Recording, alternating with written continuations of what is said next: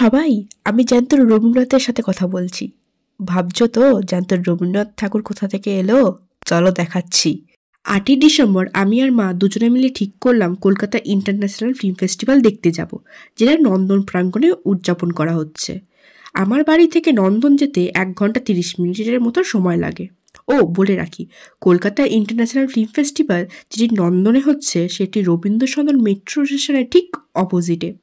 15 minute হেঁটে, 40 minute অটোতে, 30 minute মেট্রোতে আর 5 মিনিট আবারও হেঁটে পৌঁছে গেলাম নন্দনে।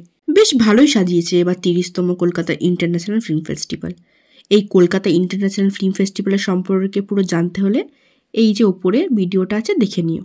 নন্দনে ঘুরতে ঘুরতে হঠাৎ রবীন্দ্রনাথকে দেখতে পাই।